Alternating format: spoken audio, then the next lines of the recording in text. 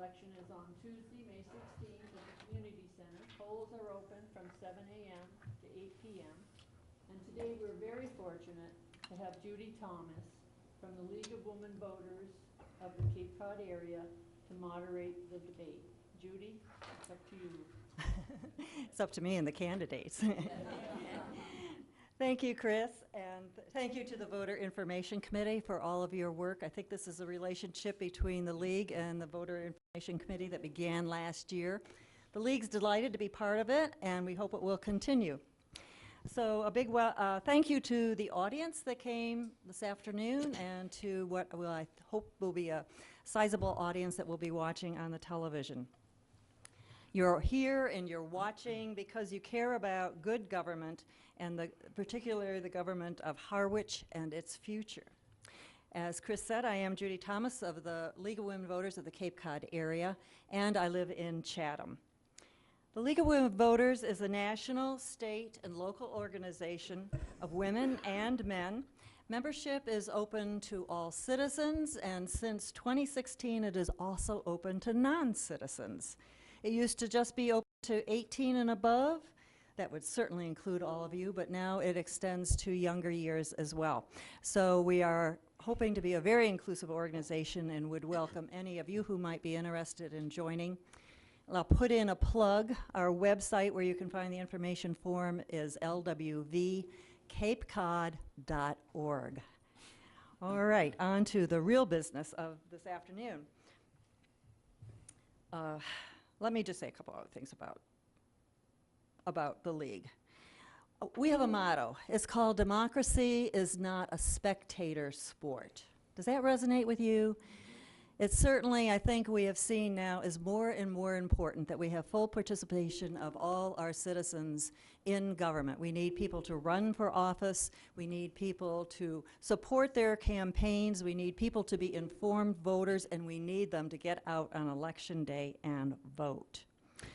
So with that, now let me just add finally that the League does not support or oppose political candidates or political parties. We are an education organization. We are also an advocacy organization. We take positions on issues once we have studied them and come to consensus, and that can be at either the national level, the state level, or the local level of the League. The Voter Information Committee has provided you all with little 3x5 cards and pencils or pens. These are for you to use. So if you came with a question, all the better. You can write that down. If you get inspired by an answer or something that one of the candidates says, it prompts another question in your mind, write that down. And let me see the hand of who's going to be collecting any, I guess all of you, Joanne is saying. So if that happens to you and you just hold up your card and they'll be watching and pick it up because we really would love to have your questions. And we like them to be issue-oriented, directed, something that all three candidates can answer because they will each have an opportunity to answer the question. They will be grouped if there are some that come, you all ask somebody's opinion on the intermunicipality agreement that I'm proud to say Chatham supported you on. You can ask a question, but if there's more than one, they'll be grouped together so we aren't redundant. Let me remind you before we begin then that if you haven't already, please silence your cell phones. Remain quiet during the forum. Clapping or cheering, we always say, takes away from time for questions, and we like to emphasize, give everybody's question an opportunity to be heard. And I think that's all. Civility, of course, I shouldn't even need to mention that. So let me welcome our three candidates. Nice to have a contested election. Seating, and I'm going to start, I guess, that's your left, my left too, with Don Howell, Larry Ballantyne, and Rob Mador. So, and I'm sure they will introduce themselves further. Earlier, they drove little cards to indicate the speaking order, and we will begin with Don Howell. 3 minutes. Oh, I need to tell you, 3 minutes introduction, opening, 2 minutes for each question, and then a 1 minute closing. There you go, Don. Thank you. And thanks for coming here, the members of the audience and those folks who are going to be watching this on TV. I come to this race with nearly a quarter century of deep involvement in the town, not only as a former selectman, but also as a parent, a friend, and an active volunteer in many of the important missions and activities of the town. I hope to bring all those years of experience and engagement back to the Board of Selectmen to help guide the town through the challenging issues that we face as a community. When my wife Pam and I moved here nearly 27 years ago, we were acting on a dream and a realization about how special this town really is. A place to call home and a welcoming environment in which to raise our two young children.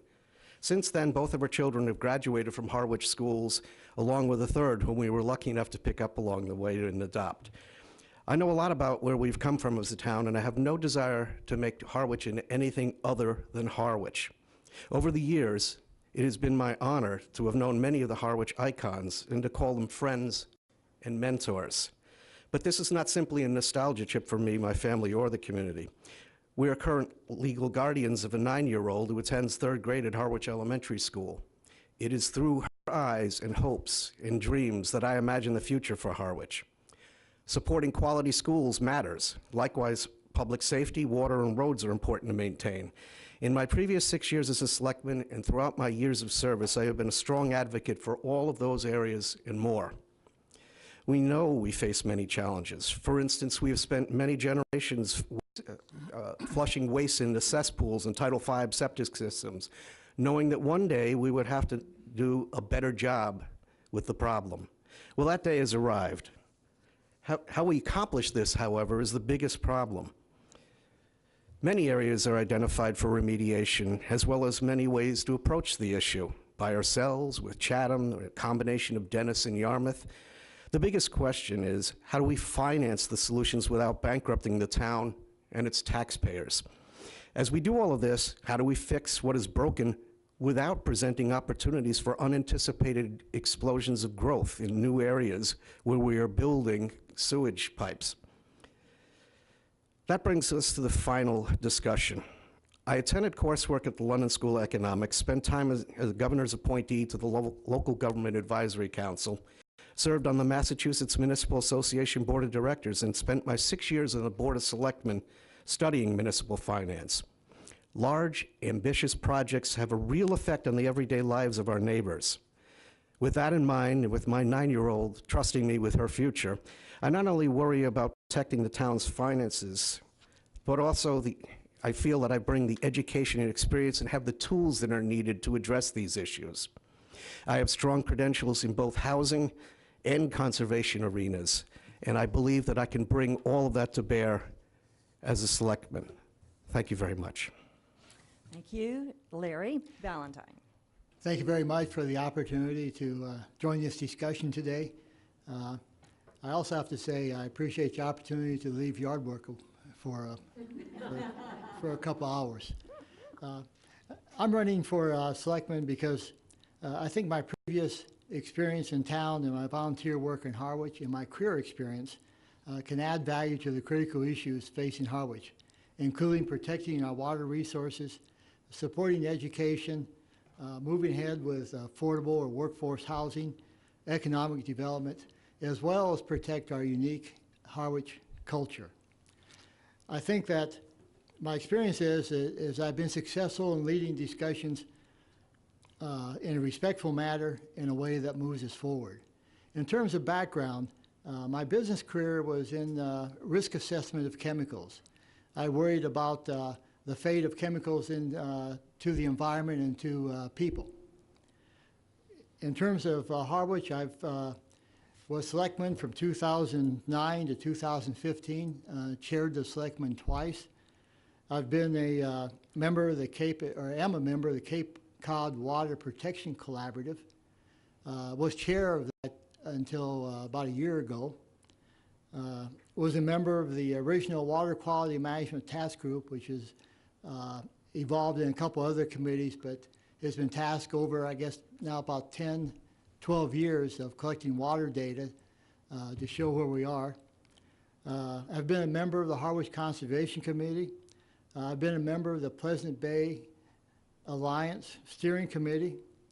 I've been a member of a lot of things, I guess. Been a member of the Harwich Community Preservation Committee. And I'm saying these because I think that leads itself into affordable housing. The Water Collaborative and those past experiences, I hope, will help in our discussion on wastewater and water protection. I've been a member and a board director of a member of the board of the Harwich Chamber of Commerce, which leads to discussions of economic development. And in terms of community engagement, I'm a member of the Outer Cape Health Services Advisory Group here in Harwich, and I'm a member and a finance officer from the Coast Guard Auxiliary. And I'm going to call it quits there. Rob Mader. Hi, good afternoon. My name is Robert Joseph Mador. I'm 47 years old. I live up the road on a sleepy little cul-de-sac called Wisdom Way. I own and operate a small business. My wife is a teacher here in town. I have 2 kids, aged 6 and 10. I went to St. Leo University for marketing and economics, and I'm the founder of an organization with 66,000 members that operates in all 50 states. I'm also a conservation commission member here in town. Our all-volunteer group is called Bridges for the Fallen. You may have seen me in countless news programs and interviews from every corner of our nation. And it's fair to say that I'm an expert in leading volunteers, just like the important volunteers that run our committees and organizations right here in town. Not only have I done great work all over the country, but I base my efforts right here in my hometown. If you see the memorial bridge signs near Route 124 overpass, that's me. If you see the flags hanging on the Route 124 overpass and the 137 overpass, that's me. I'm proud to serve our nation, and I'm proud to serve our town, and I look forward to being the best volunteer this town has ever seen. And I will begin my volunteering by donating all of my selectmen's earnings to local charities for all to see. I came here to serve the working poor, the underemployed, the elderly on fixed incomes, our small businesses, and our environment, and I didn't come here to get paid. We need tasteful and economic development and the willingness to help the working poor people that live here on fixed incomes before we all get priced out of here, like the rest of my friends and neighbors that will never come back. Those of you that have kids that don't live here, could your kids ever come back and afford to live here? I think the answer is likely no, but the voters can change that situation. I work with governors, senators, congressmen, state representatives, mayors, national and local media every day to accomplish our missions in every corner of the nation, and we never take no for an answer. I've personally written or co-written more pieces of legislation than that of most politicians could ever dream of in their entire career, and I've done it all as a free service for our country. We all have a duty to provide service to our country. Whether we show up and accept that responsibility is up to us. I'm incredibly proud to serve our country, and I'm incredibly proud to be here before you today with the hopes of serving our nation once again right here in our hometown. Thank you. The first question is this. Last week, town meeting voters spent considerable time on the 2 articles for Saquatucket Harbor, one to fund the landside development and the other to allow the Board of Selectmen to collect fees from the leases at that site. Would you please describe your thoughts and your position on those 2 articles? And we're going to begin with Larry. Thank you. That was a long discussion. My thoughts are that, I guess, several. One is that we worry about economic development and the idea of moving that Saquatucket Harbor into being the cornerstone of coming into Harwich from the east is a great step forward. It will also add to our safety of providing pedestrian walkways. I wasn't pleased with the first time it came around with the 52-seat restaurant. I thought that was overkill.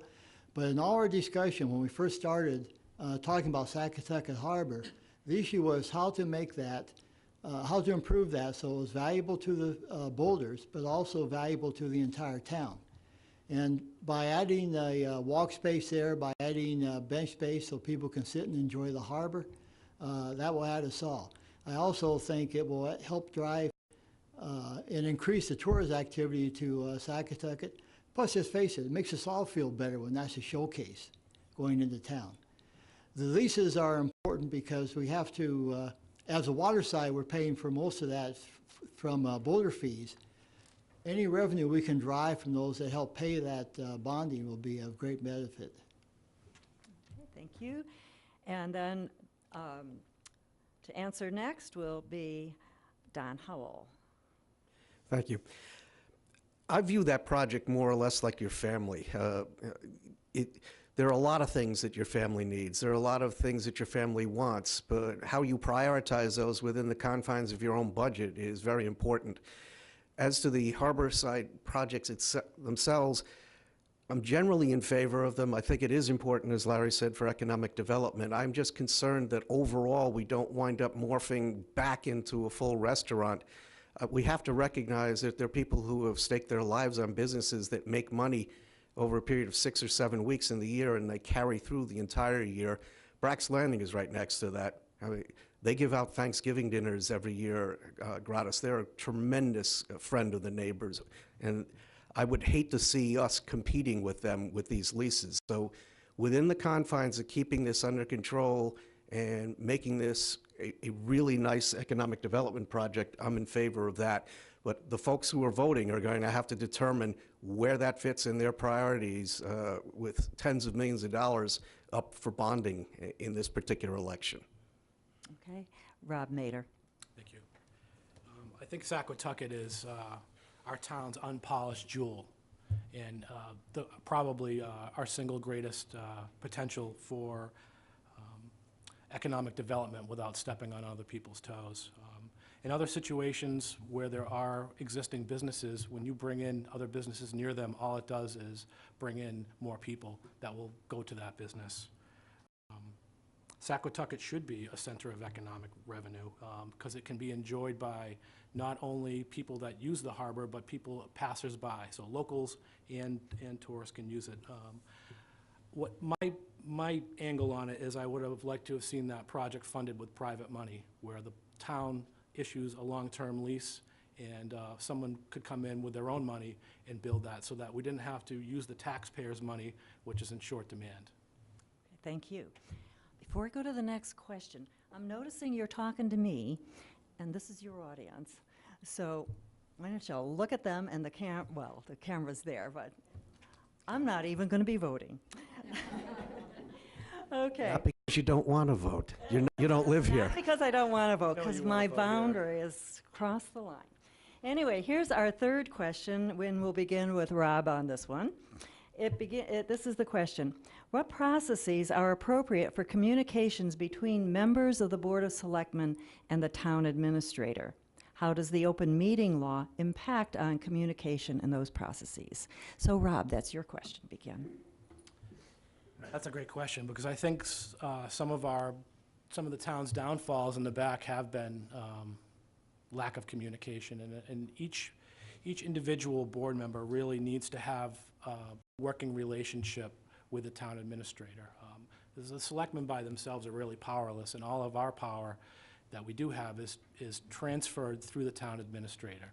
So if we don't work effectively with the town administrator, we don't work effectively as a group. Okay. Larry? I agree with that. I think that if you just follow our bylaws, it says that the Board of Selectmen are policy makers, and the detailed administration of the town is left to the town administrator. We need to, as I think the Board of Selectmen has been moving more and more in that direction, is to take that role on and become more policy directors. But at the same time, I think the selectmen are in charge of setting objectives, measurements to see those objectives are carried out, and then some accountability that those are done, and so that you do move forward. And that line of communication is then two-way. It also, I think, would help us. There's a tendency in any group to try to micromanage. We need to move back away from that and leave the town administrator and the staff the ability to carry that on. One final comment, to make that work, the selectmen have to take the, I'm going to say aggressive, that's a bad word, right? Assertive, and that's to be sure that they're communicating, and then that has to be a two-way street, so that communication goes on both ways. and then we follow our job. Okay, thank you. Don? Thank you. Well, I don't think anybody cares more about the charter than I do sitting here as the chair of the Charter Review Committee. I honestly feel that the individual selectmen need a line of communication with the town administrator, but one thing that seems to be missing is when our town administrator succeeds, we all succeed. And I have a saying that when everybody's responsible for everything, nobody's responsible for anything. We need all 5 selectmen to be on the same page to develop a succinct range of goals and objectives that they can all agree to and then hold the town administrator accountable. But again, we need to work together on this. I mean, I feel that there's been too much back and forth in the town, not just with the current board. I mean, this is a historic problem in general. As elected members of the community, I feel that we have a valuable role to play in communicating with our top employee about what we're hearing. But we shouldn't confuse that person with 5 different objectives and 5 different goals coming from 5 different voices. The board doesn't have 5 selectmen. It speaks as a board. And we need to get back to that and set goals and objectives that are achievable, and hopefully we all succeed that way. All right. The next question is this. Do you support the Section 208 approved comprehensive wastewater management plan? If not, what are the alternatives? What parts do you like? Which parts are you unhappy with? And we will begin with Don. Feels like I was just speaking. Sure.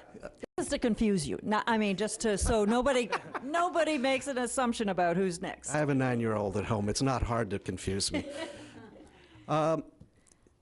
I do support the plan. It's been years in the making. There's been a lot of people working on it. It's too late for us to actually start talking about tearing it apart and going with something different. However, and I've said this before, the zoning in East Harwich does not prevent things from getting out of control. What's happening in East Harwich today is based on the Drinking Water Resource Protection District, which keeps site coverage for commercial development at 15%. As we move forward, we have to make sure that we replace that language somehow, now that pipes are going to be going into that area, so that folks can't just instantly take 15% site coverage and turn it into 40% site coverage. I'm paying for this, you're paying for this. If we want to have a conscious decision that we have robust development in East Harwich after this sewerization occurs, we should do that together and consciously. It shouldn't be an opportunity for people to do more tomorrow than they were eligible for yesterday. All right. Rob Mader. Thank God we're doing this project. It's so important. Our drinking water is everything to us.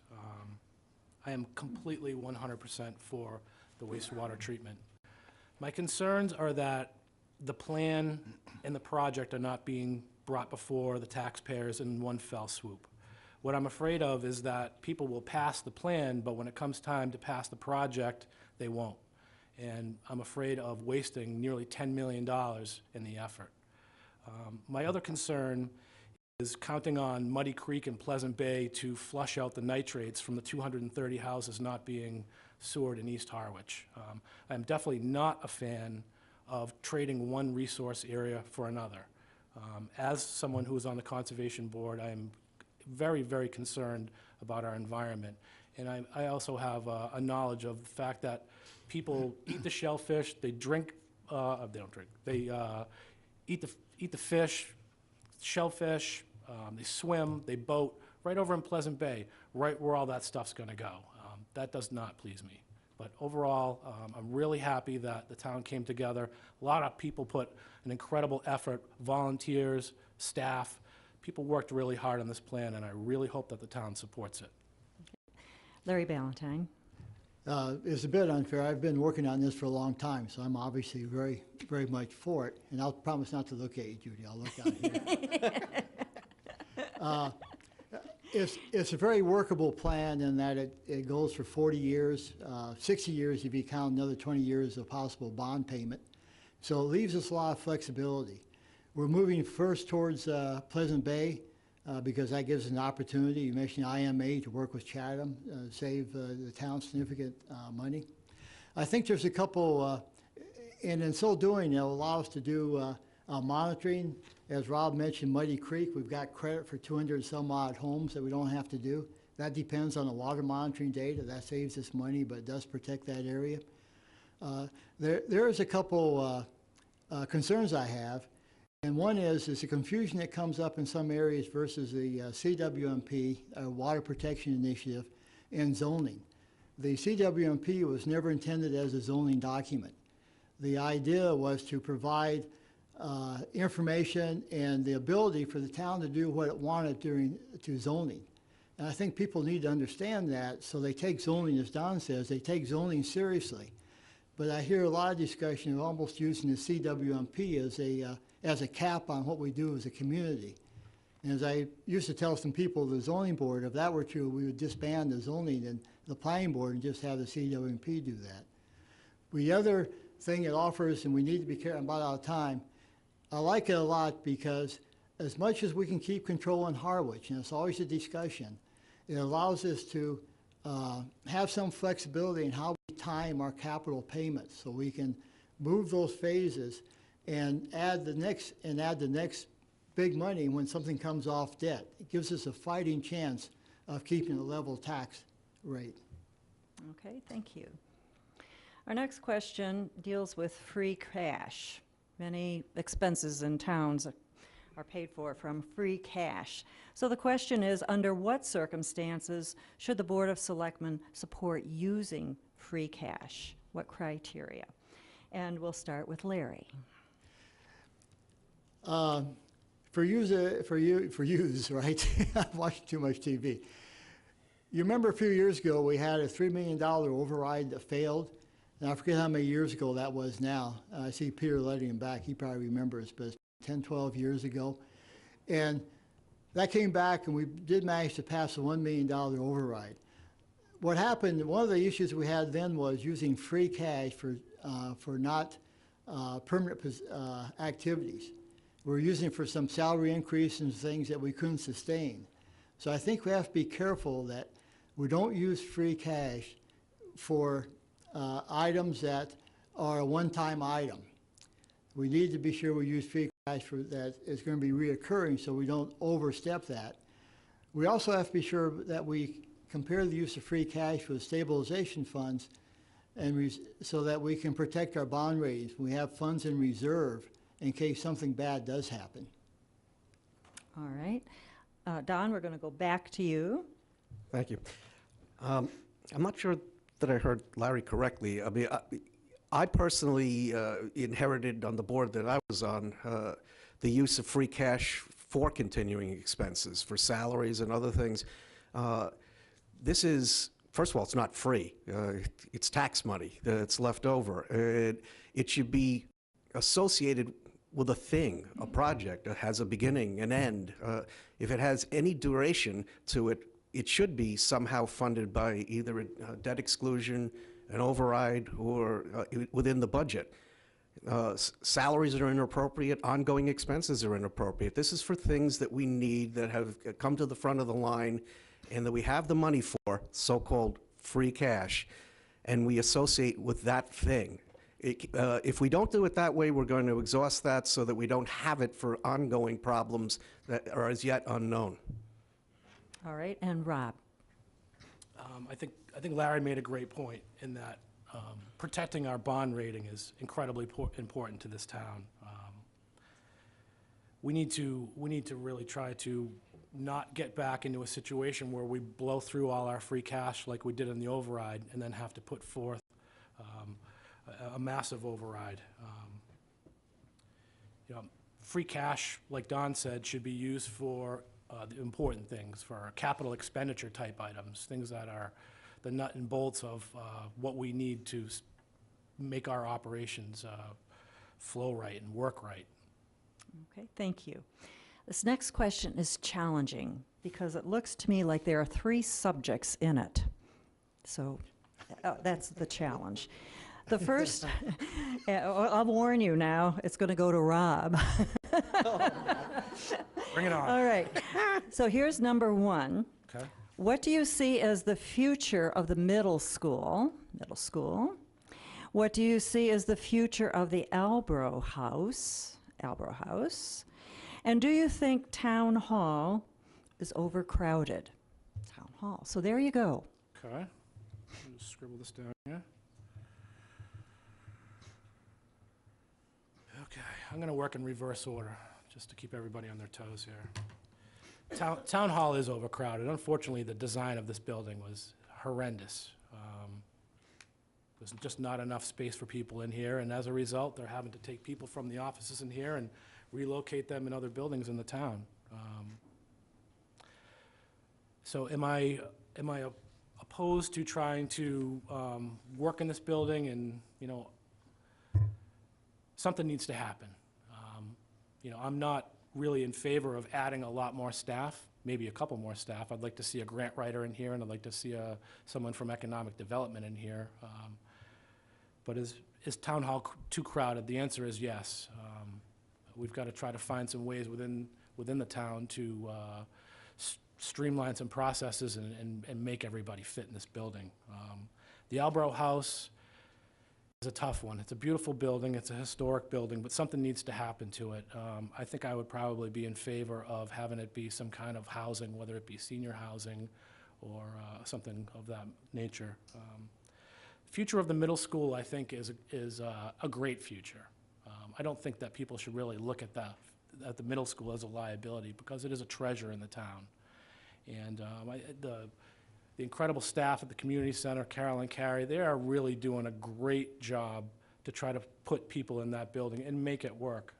We don't want to get rid of that building, and we don't want to use it for housing. The parent pickup, the limited parking over at the elementary school, we need that building, and we need to be resourceful and to try to put people in that building to make it work. Okay, thank you. Larry? I guess I'll reverse and go with the middle school first, just for interest. But, you know, currently the Board of Selectmen have a 2-year experiment on seeing if they can use that for recreation, part of the community center for artist use.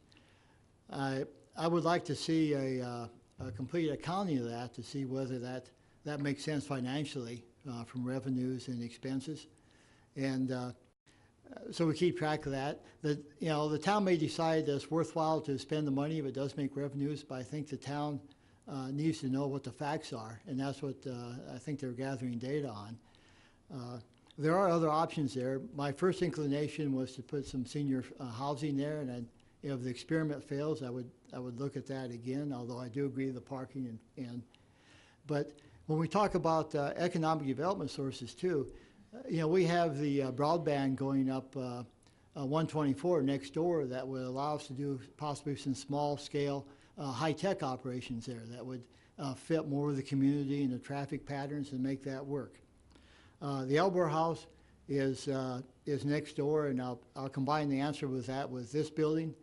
Everyone tells me this is overcrowded. Can we use the Arbel House as an escape to put some offices over there?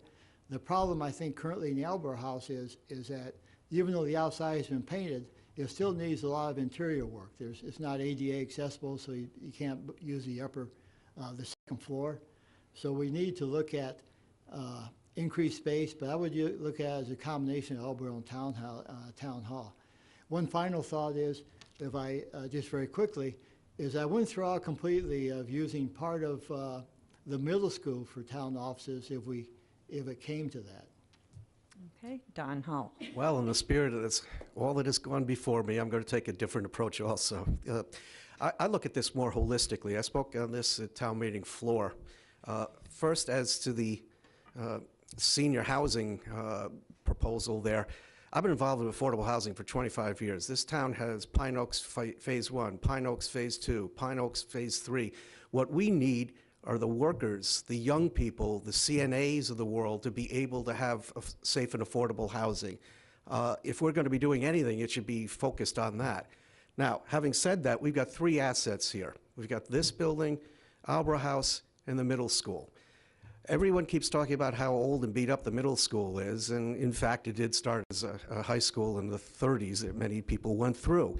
And then it became the middle school. But the middle school got finished 2 years after this building. This building is older. The town hall is getting to the point where it's pretty stressed out and stretched.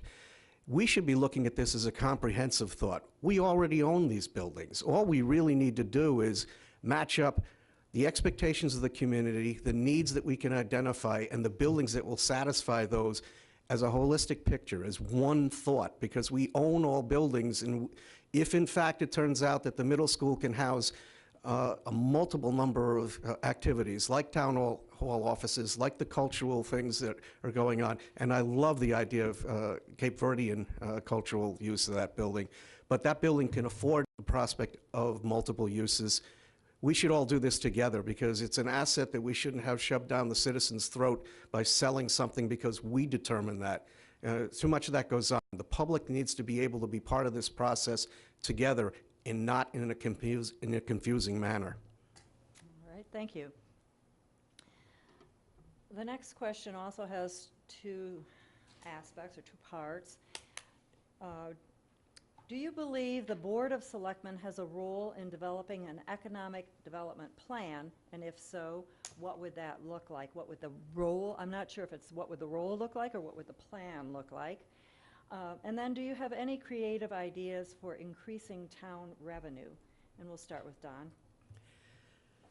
Well, I mean, I've been grappling with this personally for years. When I helped write the first comprehensive plan here, we mused over that on the planning board. And I have to say that as attractive as an economic development council inside the government is, I mean, it's going to cost money to have that. And I'm not sure that we're prepared to take the second step at the size that Harwich is and actually start leveraging town funds to have companies come in and to encourage them to come in. Largely, I believe we have an economic development corporation here. It's called having one of those senior moments. The Chamber of Commerce. The Chamber of Commerce has been extremely successful at showing what the town is, what it could be, and attracting businesses in. I think that part of the problem is we need to work better with them and not duplicate the activities that they're engaged in. It's important for us in that area as well as other areas to work together on existing assets, the town with existing organizations. We have a ton of people who do good work. I say we get together and do it as a team. Okay. Rob? The wealthiest people in the country drive through Harwich to get to Chatham and Brewster. Right now, we have a net with holes in it that are this big. All we have to do is and we can catch a lot more fish. We have a great resource that we can capitalize on, and we can do it tastefully and thoughtfully. I've actually already participated in a little bit of secret economic development that probably most people don't know by linking up one of my clients with the family, the Meservey family over in East Harwich, and getting them to bring the Shell station over there and dropping the Hess station that was there. And in bringing the Shell station over there, now people can come to Harwich and use their Stop and Shop points when they buy groceries. Just little things like that. We also have Saquatucket Harbor, another great potential place for economic development. We have West Harwich, where the school is, another great place for potential for economic development. The roles that we should be worrying about is we need to have outreach. We have all these properties that the town owns, and we have all these properties that are owned by individuals. Someone from the town, an economic development person, should be performing outreach. They should be trying to bring in businesses to fit the needs of the local people that actually live here. The working poor people, the people on fixed incomes, the people who are young, we're all leaving here in droves. We've got to do things to make it more affordable for people to live here. And economic development is incredibly important. Okay. And Larry? Yeah, I think we all agree economic development is important. As Don says, we have a Chamber of Commerce who takes the lead in that. I think the town's role is to set the stage, if you will, to make that happen. And there are several ways that we can help create an atmosphere for economic development. We can work with the Chamber to help attract businesses coming in and make it a friendly place to do so. We can explore some things that we've discussed, Saquatucket Harbor, the broadband. I think as a town, though, there are things that we can do. One is we can go back and look at our regulatory structure. Can we become the friendliest place on the Cape and maybe in Massachusetts for people to come into town and start a new business and make it easy to pass the regulatory hurdles? And some of those are hard because they come from the state, not us, but can we streamline those in a way that makes it easy? Can we look at the fees we charge those so we're not putting a negative impact on people starting a new business? We should look at, and I know the planning board is up, I think, this year or so, to look again at the comprehensive plan. That's critical because that's a chance for the town and everyone to look at what we want to be like when we grow up. And I would contest that. When we talk about, I like Rob's comment on workforce housing and Don's too. We need affordable, but we need housing for basically the people who work for a living. And in that regard, what can we do to better use our zoning to allow a higher density housing in areas where it makes sense so people can afford a house to start up with without relying on government intervention? Thank you. It's like the perfect intro for the next question, which focuses on affordable housing. Do you think the town's zoning bylaws could be changed to encourage affordable housing, not only for seniors, but also for young families and the workforce? And we are going to begin that one with Rob. Yes, I do. Just a quick answer. Unless we create affordable housing, the young people are going to leave here and they're never going to come back. We've seen this over and over again. And when I say affordable housing, I'm not talking 40B housing. I'm talking about housing where we're giving people an opportunity to be successful. We're not giving them anything. I think the MCI buildings, the conversion over in Chatham was one of the greatest affordable housing situations I've ever seen. They took those houses, they refurbished them, and what they did was they gave them to the people at a fair market value lease, and at the end of the term of the lease, they gave the people a high percentage of the money back as a deposit on their house. So they never enabled anybody, but what they did was they afforded them the opportunity to be successful, and that's what we need to do, and that's how we're going to keep people here. Okay. Larry? My short answer is yes as well. I touched on that briefly before, but even if you look at the guidance that comes from the state on growth of communities, they've issued a document, Smart Growth, where we say their direction is, in the perfect world, would be each community have a range of housing types and expenses, from lower cost housing to more expensive housing. And we have a tendency here, because of various issues, to move towards the more expensive housing and not allow the chance for developers to come in and build a less expensive housing at a profitable basis. If we don't provide that for our workforce, it's clear we'll become like Nantucket, where everything has to be shipped in from off Cape, and then none of us can afford to live here. Okay, thank you. Don't go anywhere. Oh, You told me to say something. you did, Don. Thank you. I warned him I sometimes lose track. Go ahead. Happens at home, too. Rarely do things happen in life in a vacuum. And the problem that I keep getting when people pick out affordable housing or the environment or whatever is that you're talking about things in a vacuum. You really need to be talking about things that need to be balanced with each other. I've been working for affordable housing, as I said. I'm Vice President of HESH now, but I was also on the planning board, and I know the last data that I looked at for housing, the $250,000 to $300,000 homes are the ones that typically contribute about 88 cents for every dollar of services that they receive. The other problem that you have in that scenario is we're spending $240 million to remediate sewage in this town. We have to be really careful about how we approach changing zoning that gives an opportunity for a lot more growth. I'm all in favor of balanced growth in housing, but the most critical thing is for both these gentlemen, or people leaving town and such, the most critical element of that is giving them an opportunity to actually make a meaningful living here. I know the first comprehensive plan presupposed both the back office and Fontaine because they were white-collar jobs, phlebotomists, nurse practitioners, nurses. Those kinds of people are able to be vibrant within the community and help build that kind of community that we would want to be able to see prosper and go forward. But if you're only looking at this as a housing problem, I think you're missing a bigger point. There are competing interests that have to be brought into the discussion. Okay, thank you. Back to a wastewater issue. We know that the part of the 208 plan deals with the fact that on the Cape, it's water, our water is watershed-based. Solutions to the problem will be watershed-based, and that these overlap towns. So the questioner asks, as we look forward to the future phases of our wastewater plan, do you agree with the possibility of a shared treatment plant with Dennis and Yarmouth? How will you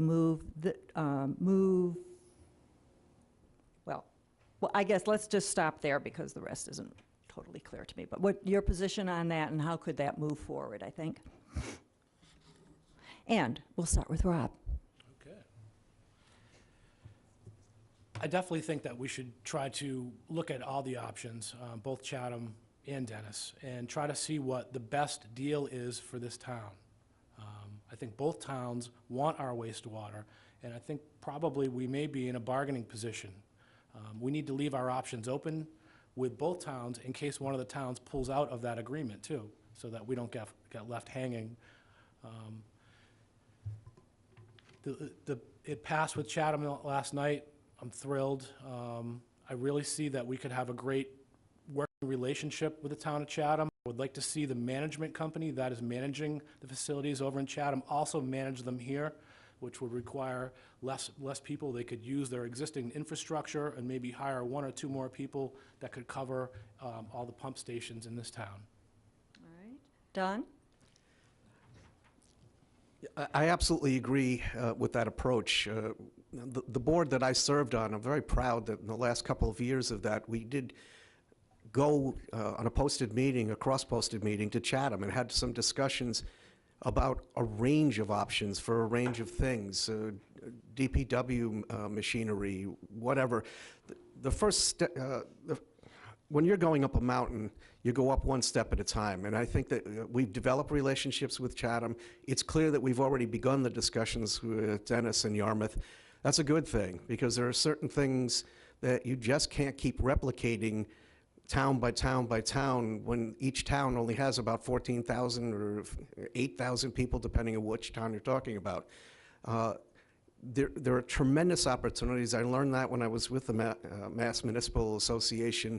There are a lot of places around the state, especially in the western part of the state, very similar demographics to us, where they cooperate with each other. They might buy one street sweeper for all 3 towns in a particular area.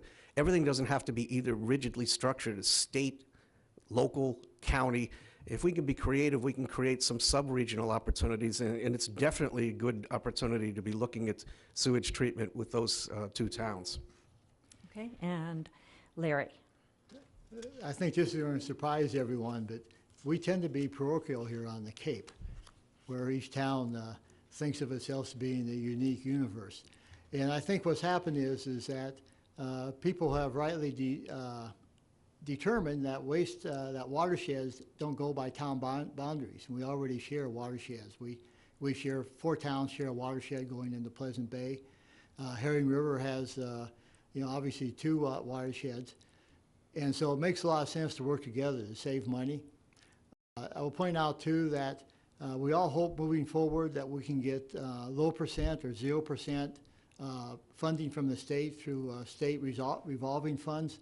One of the criteria to be eligible for that is that we regionalize with our neighbors. We have a great start with Chatham. The Board of Selectmen have had really good discussions with Dennis and Yarmouth, and I hope it moves forward. Okay, thank you. I got you all, right? So back to the middle school. How are things working with the leases at the former middle school? What is your opinion about continuing to lease sections of it, or what else do you foresee for the school? And I know you've touched on this a little bit previously. Do you want to either expand or add something new? And we are going to start with Larry. Well, I would again say that the I guess, repeat myself. The Board of Selectmen have a 2-year experiment where they're looking how that goes, and I think it's been successful in the terms they've been. There's been interest in renting out rooms to artists.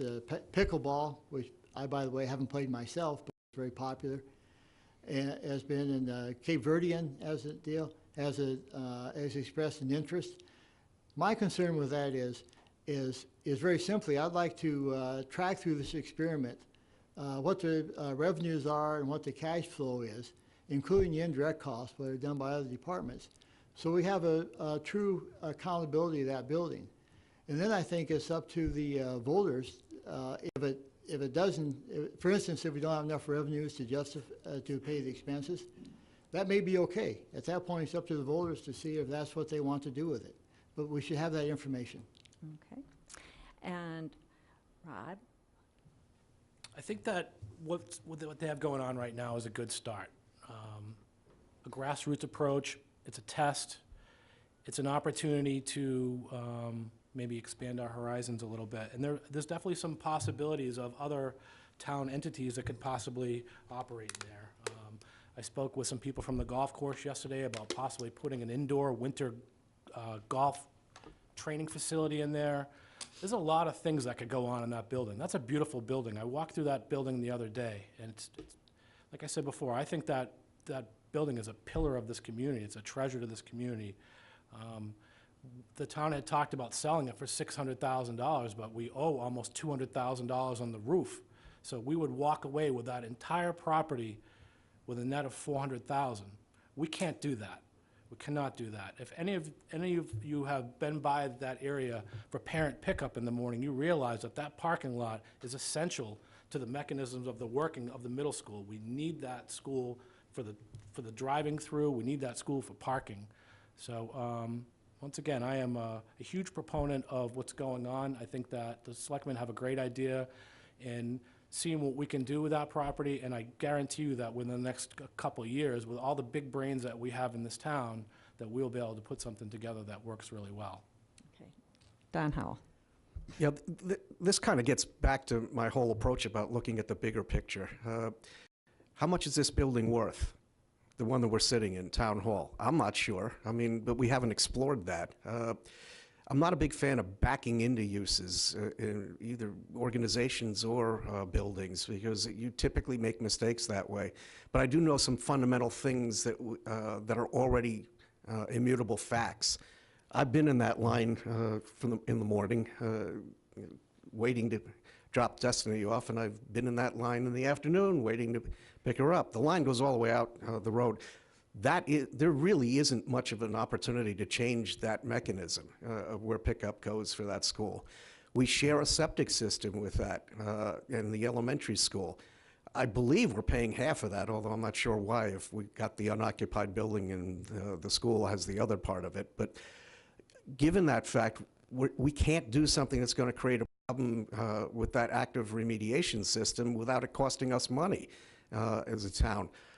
I've been in that school too. I mean, I've had 3 kids go through it. I know where the principal's office is.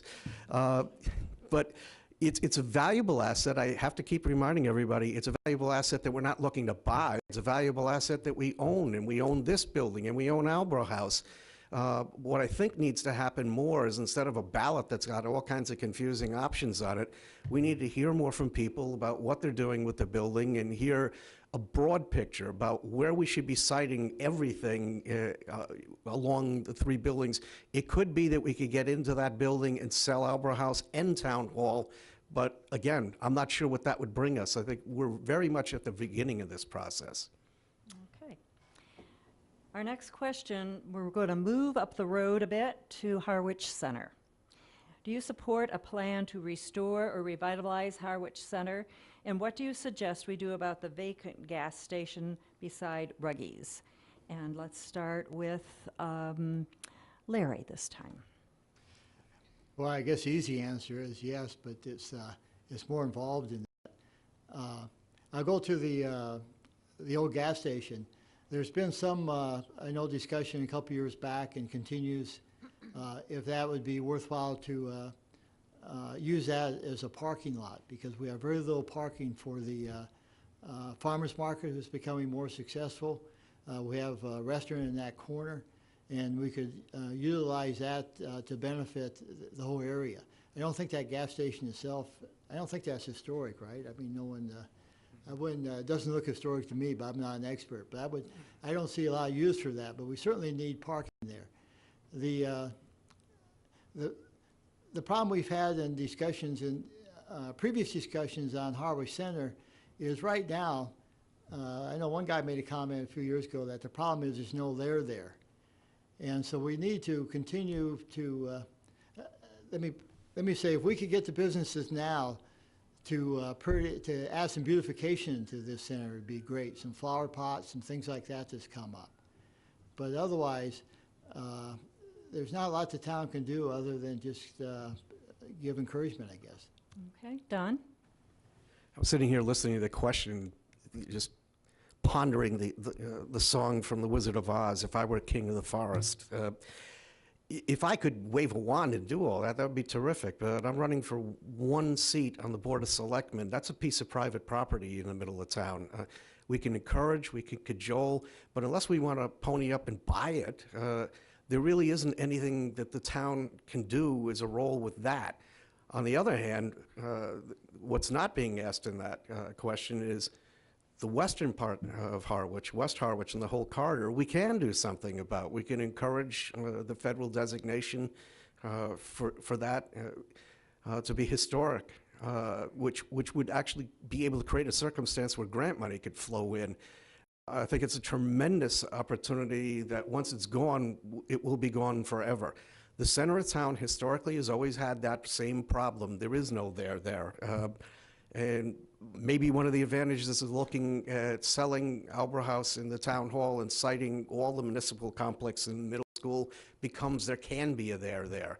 There may be businesses that can come in and support restaurants and support activity that aren't there right now because pretty much the municipal presence and the phone company take up a large swath of the center of Harwich. Okay, and Rob? I'd like to commend the owner of Ruggies. I think they've done a great job coming in and having a great business there. I don't know if any of you have ever eaten there, but it's fantastic. Unfortunately, that area does look like a dump, and people come into the town, and it's right in your face. There's nothing you can do, you know. We want people to be impressed with this town. We want people to want to come back here, and we want people to not go down Queen Anne Road. We want them to come down here, where there could be some commerce and some more economic development. I myself would be in favor of selling one of the town's less important properties and purchasing that property, and even for the time being, we just had it be a parking lot. Let's just clean that up and make it look better. Let's make this town look attractive. Let's bring people here because it looks awesome. This town is awesome. Let's just give it a little bit of polish. Okay, thank you. As you're probably aware, there were 4 towns on the Cape, the Outer Cape primarily, that adopted safe community positions at their annual meetings. It was controversial here in Harwich when it was first introduced and it was withdrawn. But what are your views on developing or looking for Harwich to become a safe community? And we are going to start this with Rob. Excellent. We're a nation of laws, and we need to enforce those laws. We can't go having our own little independent laws from the federal government. While I do support immigration, I do rely on people from other countries, from my company, I'm a landscape contractor, and I rely on those workers, but people need to be here legally. And we also can't handcuff our law enforcement officials, telling them, you know, you can't touch these people because they're illegal immigrants. You know, we need to be really careful with this, and we need to not encourage illegal activity. Larry? First, I was disappointed that when that motion came forward at town meeting, it didn't. It wasn't allowed. It didn't go forward with some discussion. I thought that it turned out to be very negative and thrown out. Saying that, and I'm on Finance Committee, I was ready to debate it there because I too think we're a nation of laws and we need to pay attention to that.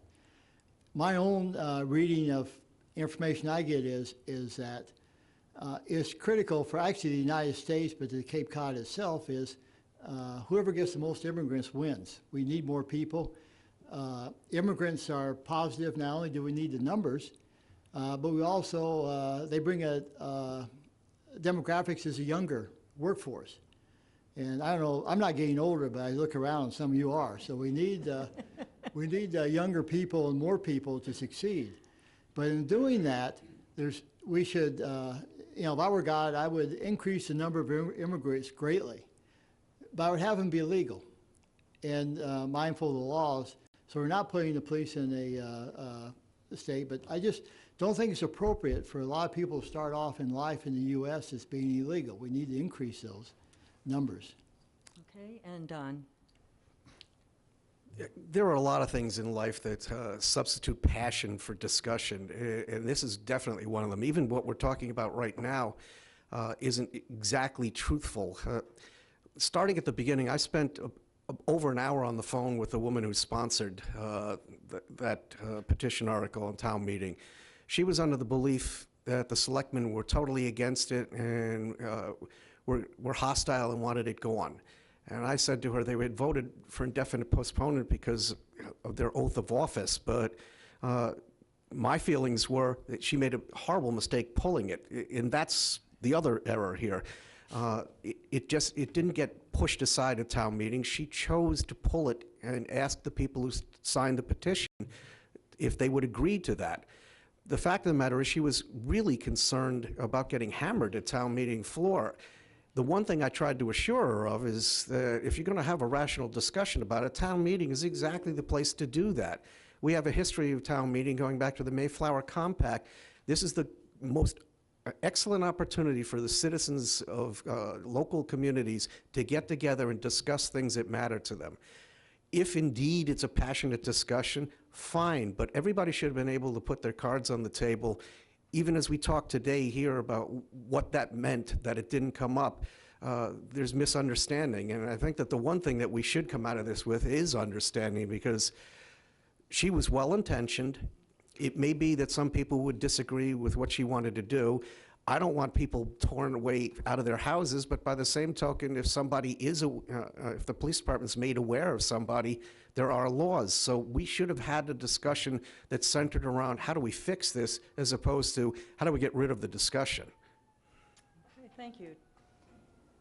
We're nearing the end of our questions. Let's try this as maybe, I think, the last one. I think I'll go with this, or do you want, okay. What is your position on Proposition 2.5 and overrides of debt exclusions? And I think maybe that deals with, are we using them too often? Or, you people know more about that than I do. That's your question. And we'll start, Don, with you. They're under the same law, but they're two separate thoughts. A debt exclusion is something where you commit to borrowing money for a thing, but it doesn't permanently change your tax rate. We get our fire trucks that way. We get a lot of things that way. Prop 2.5 has historically been a very large constraint on government, but I have to say, especially after serving on the MMA, it was designed to do that. It doesn't say you can't do anything. It doesn't say you can't grow. It doesn't say you can't try a new initiative. What it does is recognize these folks up here and the other four selectmen, the other three selectmen whom we might join, are actually playing with house money, literally house money. So if we want to be able to accomplish a particular project, it is not unfair to be able to make the case and go out to the people who are going to pay for that project and ask them, do you have enough in your budget to allow for us to all pitch in together and do this? Or is the community, again, we're doing $240 million worth of remediation on wastewater. There are a lot of things we need to do, but we have to recognize that we are partners with the people in the community. We are not just taking their money and doing as we will. Okay, Rob. When I think of another override, I think of, did we learn a single thing from the last override that we had? And I think the answer is no, because we actually have had little or no economic growth in this town. Right now, we're in an economic downturn. if we really got our stuff together here and had economic growth, I think we could probably do away with having all these overrides and be able to get our taxes back under control. Okay, Larry? Yeah, I agree with that. Economic growth is vital to keeping our taxes. In terms of under control, in terms of Prop 2.5, I think the answer to that is yes. It does at least make the communities discuss and think about if they want to raise their taxes, and sets 2.5% as a target to go forward. Our growth rate is about 4% a year. It'd be nice if we would at least be able to keep into that. But I don't think it's been that much of a constraint. If you look at last town meetings, we haven't turned down that many Prop 2.5s. I would argue that that's mainly because the community have decided there are things we need, like the fire truck or ambulance, wastewater. You know, we need to go through that. But it does give us a chance to discuss and debate those issues before we automatically spend the money. And, you know, the problem we have with taxes, and I talked to my neighbors and that move here from Connecticut or New York or somewhere, that our taxes are cheap. Well, compared to those states, I'm happy I'm not there, and I would think that's probably true. But that's not the discussion point. The discussion point is, because of so many people who are fixed income, it's not how we compare to other states, but how they compare to us as a baseline. And so we have to be careful how rapidly they go up, because it's putting a lot of pressure on taxpayers. Okay. They found one more question for you. Thank you. There's always one more question, right? And I hope this will, you who live in this town will be able to make sense of this. When and why was the decision made to use preservation tax money for affordable housing assistance? Do you agree or disagree with this use?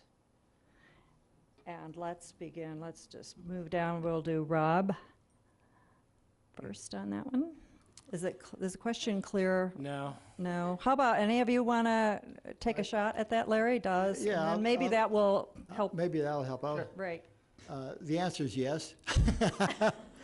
Well, if you look at the Community Preservation Act, there are 3 buckets that we can put money in. That's the old land bank, so that money is collected from our property when we sell property, and from the titles go through the state. And then we match that. We're paying down some debt on that. But affordable housing and conservation and open space and recreation is not one of the 3 buckets, but it's one that's allowed. And so affordable housing is one of the buckets that we're required each year to spend 10% of those funds on affordable housing. Or if we don't spend it, we have to set it aside. We vote on that in town meetings, you may recall, as a budget each year. And so it's appropriate for that. We're directed from that way the Act's put together to use it for affordable housing. And that is used most times with us as seed money to organizations like Don is on, that the town doesn't pick up all the expenses, but it helps the project go. Okay. Does that help you, Rob? Yes. So to your point, back to the affordable housing thing, yeah, I totally agree that the Community Preservation Act should be used for affordable housing to keep people in this town and keep affordable housing in this town. I'm just going to keep going back to this over and over again. Unless the younger people can afford to live here, they're going to leave and they're never going to come back. We need to just keep thinking about that. Okay, and Don. Well, I obviously agree that it's a good use, or I wouldn't be with Hash. But there are a lot of ways to use that money, and it's restricted. The percentage of it is restricted by law, that it has to be devoted to affordable housing. Back in the day, we used some of our affordable housing funds within the town, this was before the CPC, to buy down mortgages or buy down or help assist on a short-term basis people who were having a rough time. I think stability is awfully important to a community, and that's a particularly good use of the money also. But there was a recognition when that legislation passed that if we were going to adopt it, that there were certain things that were going to have to be on a foundation budget for the money being dispersed. So At some point in time, if we actually stopped doing that, the state would stop giving us their money and the entire program would just evaporate. As Larry pointed out, we have, and I'm very proud of why the bonding's still there. We bought a lot of open space up to 10 years ago. This town has a lot of open space, a lot of affordable housing that's been built. They're seemingly competing, but they're not. We need to find ways to do both, and I'm a little uncomfortable picking out an area of the CPC that we don't like and then picking another area we do like, because this all goes together as parts of a larger puzzle. Okay, thank you. I think I got you all, right? So we'll go to our closing statements, 1 minute each, in reverse order. Larry drew number 2, and Larry's going to be number 2 again, but he's sitting in the middle. So let's begin with Rob for your 1 minute closing statement. Thank you. Our town needs new ideas and new blood. Any organization that does not allow new blood into it cannot keep up with the time and ends up stagnant and dead in the water. We need new ideas to our problems, or they will never go away. Doing the same thing over and over again and expecting different results is insane, and it seems like no one learned anything since the last override. We need tasteful and thoughtful economic growth and development that does not step on the toes of current businesses and will provide the people that actually live here with affordable housing options that will allow them to stay here in the town that I love. So if you want additional revenue coming in, if you don't want any additional revenue coming into the town, then stay the same. If you want to pay more and more taxes, then stay the same. If you want to keep the cost of living rising, stay the same. If you don't want to support the working people and the homeless that are here, stay the same. If you want more overrides for critical town needs like fire trucks, then stay the same. If you want young people to leave here for opportunity and never come back, stay the same. But if you want these things to change without having little impact on service or quality of life, and you want our awesome town to flourish, then please vote for me on May 16th. Okay. Larry. Thanks again for inviting me. We've discussed, and there's been questions on critical issues, water protection, affordable housing, economic development. I think one thing that I bring to the Board of Selectmen is a record of having discussions in an open and respectful way and working with the entire board to come to a decision and move the project forward. You know, I think we're spoiled in Harwich, and kind of, I guess maybe it's a lazy man selectman, because Harwich is a great town. We don't have the problems that you read about in other towns. We don't have a Flint, Michigan water problem. We don't have the California going broke problems. We're in a position, as has been indicated, we need to tweak things and move ahead, but we can do that. Okay. Done. Thank you.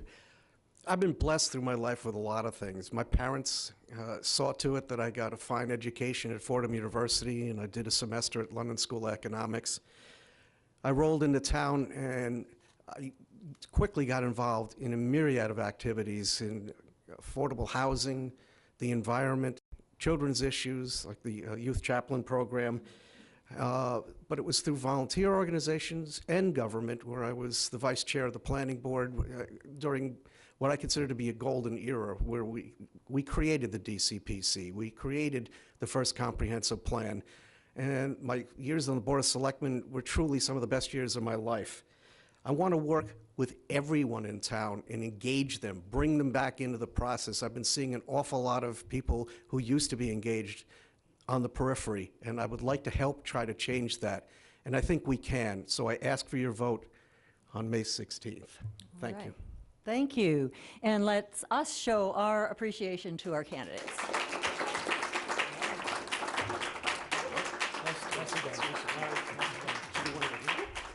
Don't rush off. I have a couple other words. So I want to thank you, the audience, who took a sort of a very nice afternoon, given what we've been having, to come indoors and be part of this discussion. Many questions came out from you. Our tech man and the Voter Service Information Committee that made all this come together. So I thank all of you. Just a final reminder, your election day is Tuesday, May 16th. I guess that's a week from yesterday, correct? Voting. Wait from today. Today is Tuesday. They'd have to stay overnight if they got there then. Okay, I'm on to Wednesday. Okay, Tuesday, May 16th, polls open 7 a.m. to 8 p.m. If you're unable to vote in person, I talked with your town clerk this morning, you can stop by, you can do an absentee ballot and get that filled out. She said that to do it by the mail-in way, it might not be timely enough, so if you think you might not be able to make it on Election Day, do that. So, have a wonderful rest of the afternoon. Encourage everyone you know to vote. Thank you.